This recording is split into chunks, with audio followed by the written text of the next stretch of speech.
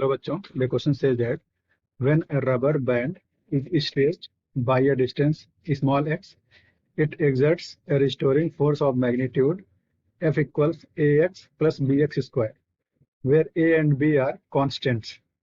The work done in stretching the unstretched rubber band by capital L is, and options are al square plus bl cube. Option B is half times al square plus bl cube. Option C is al square by 2 plus bl cube by 3, and option D is half times al square by 2 plus bl cube by 3. Okay, तो इसका लिखते हैं की concept. देखिए, इसका जो की concept हो जाएगा वो होगा formula of work done in case of variable force. ठीक है, तो लिखते हैं की कॉन्सेप्ट। जो W हो जाएगा integral of F dot D x. ठीक है, यहाँ पे एफ वेरिएबल फोर्स है और डी एक्स छोटा सा डिस्प्लेसमेंट है।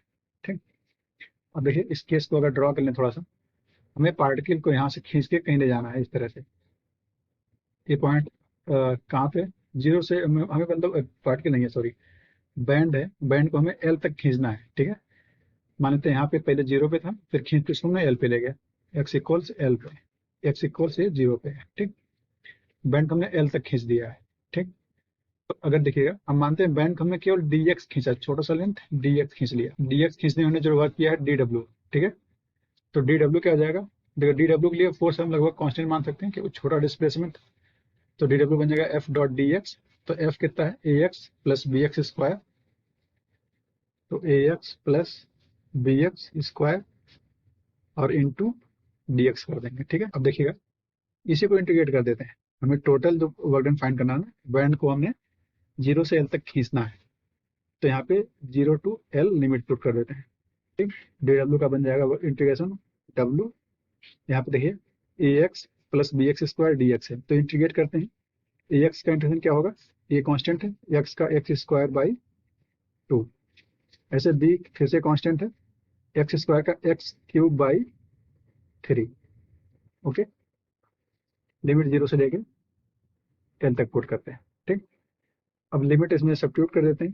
देखिए एल पुट करते हैं फिर जीरो, देखो जीरो सब जीरो ही आने वाला है, केवल एल पे पुट करके निकाल लेते हैं। देखिएगा A L square by 2, A L square by 2, और यहाँ पे आ गया plus B L cube by 3 minus zero, तो डब्ल्यू आ गया सीधे सीधे आपका A L square by 2 plus B L cube by 3।